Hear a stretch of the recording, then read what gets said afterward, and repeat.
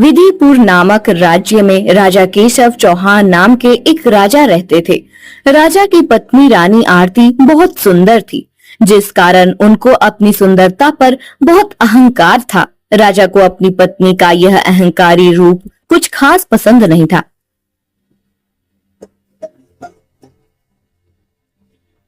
दासियों, तुम्हारी इतनी हिम्मत कि तुम लोग मेरी आज्ञा के बिना मेरे इस सुंदर वस्त्रों को हाथ लगाओ। महारानी, हमें क्षमा कर दीजिए, हम बस आपके वस्त्रों को सही ढंग से रख रहे थे। झूठ मत बोलो, मैंने खुद अपनी आंखों से देखा है।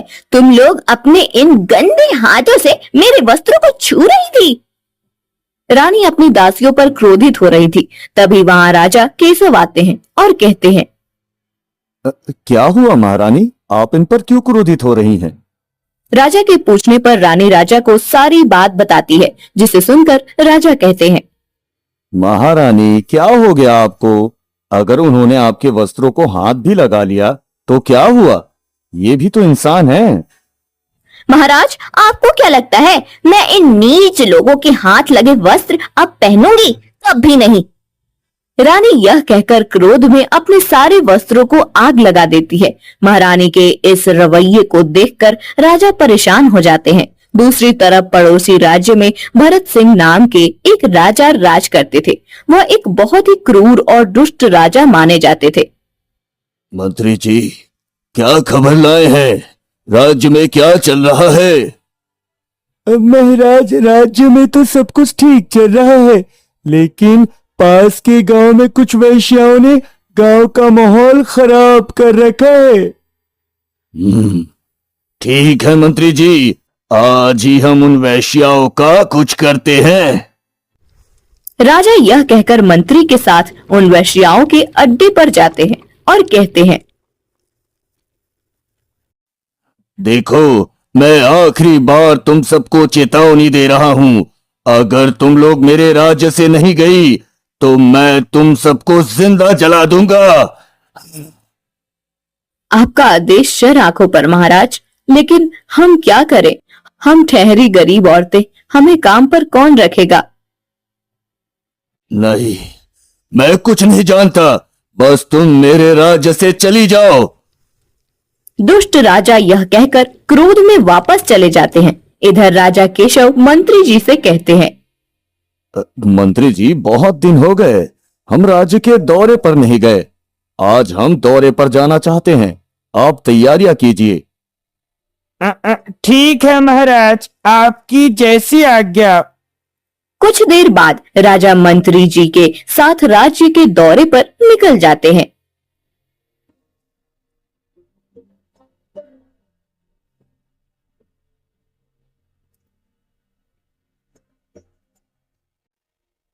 एक गांव में पहुंचकर वह एक लड़की को रोता हुआ देखते हैं। माँ, आप मुझे छोड़कर नहीं जा सकती। मैं इस पूरे संसार में अकेली रह गई हूँ। माँ उठो, आंखें खोलो माँ। निधि अपनी माँ की मौत पर तड़प तड़प कर रो रही थी। तभी राजा उसके पास जाकर कहते हैं, सुनो, तुम कौन हो और तुम्हारी माँ को क्या हुआ था? मेरा नाम निधि है। मैं इसी गांव में अपनी बीमार माँ के साथ रहती थी और आज मेरी माँ का निधन हो गया है। राजा को निधि के बारे में सुनकर थोड़ा दुख होता है। फिर राजा निधि से पूछते हैं, निधि, क्या तुम्हारी माँ के अलावा तुम्हारा कोई और रिश्तेदार है जिसके पास तुम जाकर रह सको? नहीं महाराज, मेरा अब इस दुनिया में कोई नहीं है। राजा निधि की बात सुनकर मंत्री जी से कहते हैं, मंत्री जी, आप अंतिम संस्कार का बंदोबस्त कीजिए और फिर निधि को हमारे महल लेकर आइए। राजा ये कहकर महल वापस चले जाते हैं। फिर मंत्री जी निधि की माँ का अंतिम संस्कार करने के बाद निधि को महल ले आते हैं।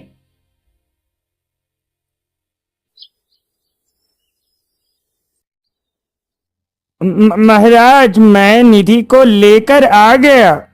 निधि, जैसा कि तुमने बताया, इस दुनिया में तुम्हारा और कोई नहीं, इसलिए तुम यहाँ हमारे महल में रह सकती हो।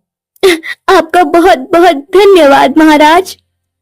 निधि, वैसे कहने की जरूरत तो नहीं है, लेकिन फिर भी तुम्हारी तरफ से मुझे कोई शिकायत नहीं मिलनी चाहिए। जी महाराज, मैं आपको बिल्कुल भी शिकायत का मौका नहीं दूंगी। निधि की बात सुनकर राजा निधि को वहां से जाने का आदेश देते हैं। महाराज, ये आप इसे यहाँ क्यों लेकर आए हैं? रानी के पूछने पर राजा सारी बात बताते हैं, जिसे सुनकर रानी अंदर ही अंदर क्रोध से तिलमिला उठती है और अपने मन में सोचती है, यह निधि तो फिर से वापस आ गई। मैं जितना इसे राजा से दूर रखने की कोशिश करती हूँ, यह उतना ही उनके और करीब आ जाती है। इसे यहाँ से दफा तो करना ही होगा मुझे। हाँ, लेकिन इस बार मुझे कुछ ऐसा करना होगा जिससे निधि तो क्या, निधि का साया भी इस महल में दोबारा वापस ना आ सके।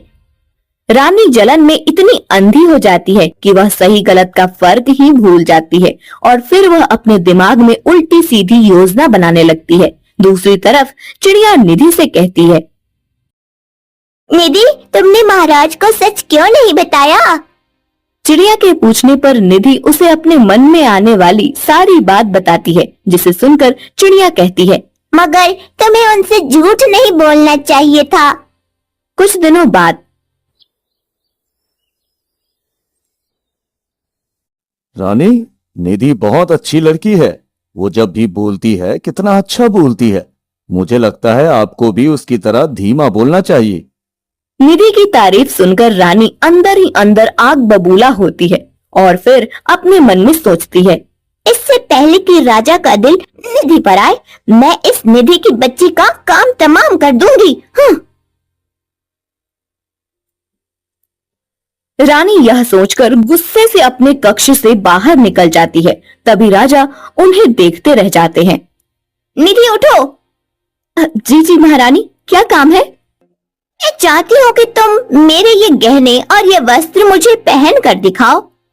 लेकिन महारानी, मैं आपके गहने और वस्त्र कैसे पहन सकती हूँ?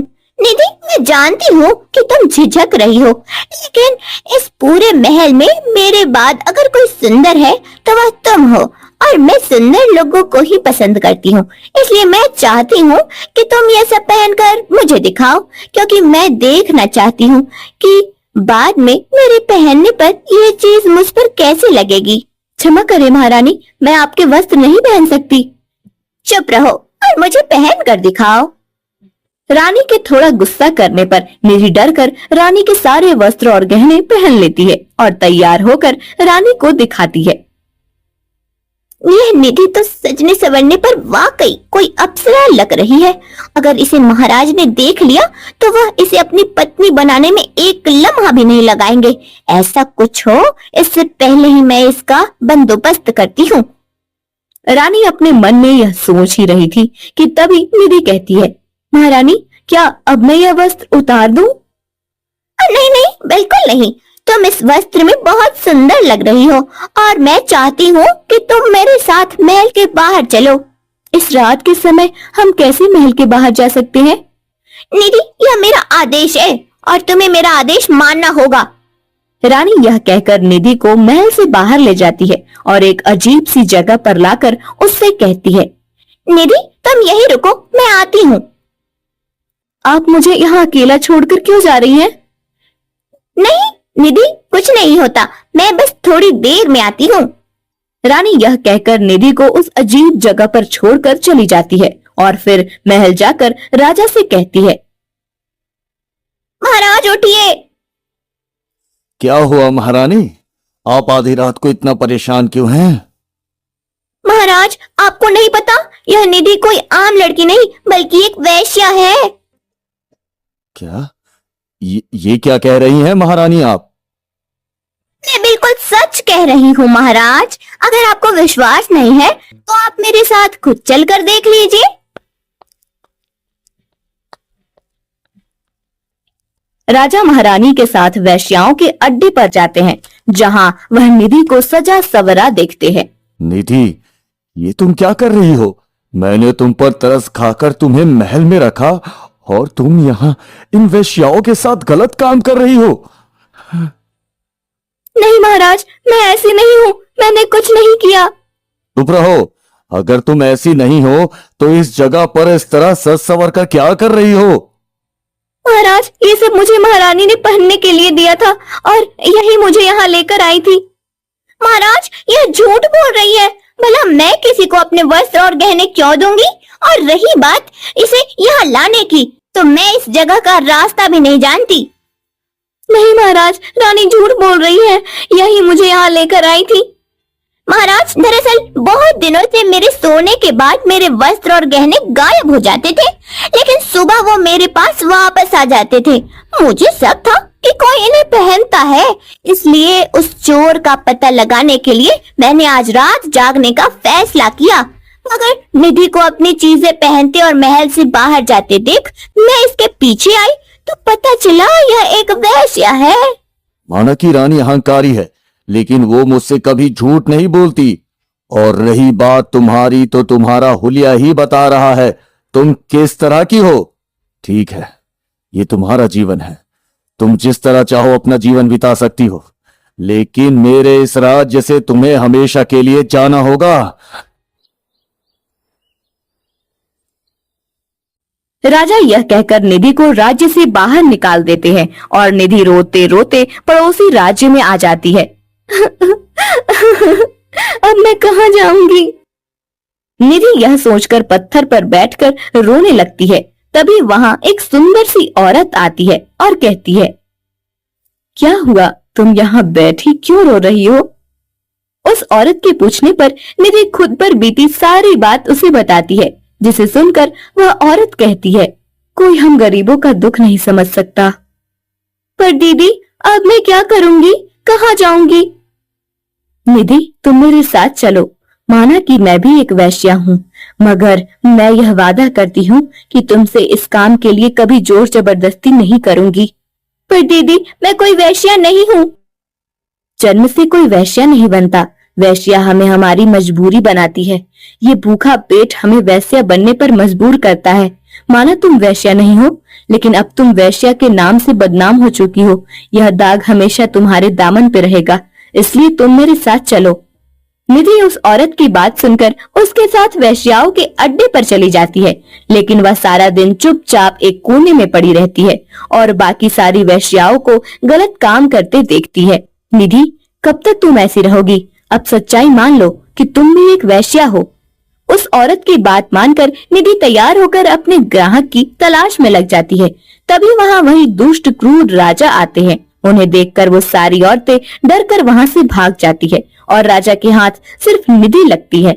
नीच वेश्या, तुम लोग मेरे राज्य को अपने पाप से गंदा कर रहे हो। आज मैं तुम्हें जिंदा जला दूंगा।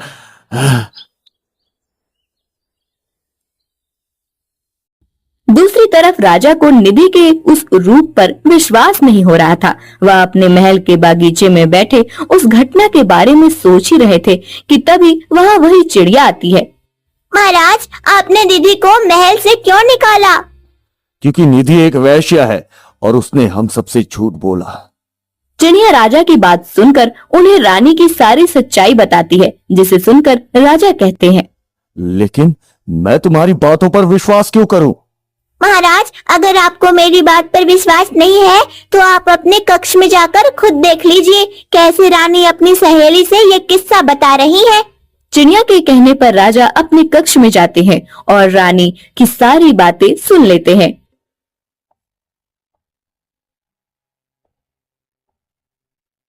रानी, आप एक औरत होकर दूसरी औरत की सुंदरता से इतनी जलन रखती थी कि आपने उस मासूम लड़की को वेश्या बना दिया।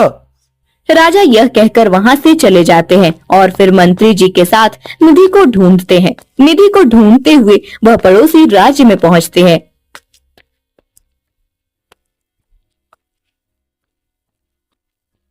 मंत्री जी, हमने निधि को हर जगह ढूंढने की कोशिश की, लेकिन वो हमें कहीं नहीं मिल रही। अगर निधि नहीं मिली तो मैं खुद को कभी माफ नहीं कर पाऊंगा। नहीं नहीं महाराज, निधि आपको जरूर मिलेगी। राजा और मंत्री बात करते करते पड़ोसी राज्य के अंदर प्रवेश करते हैं।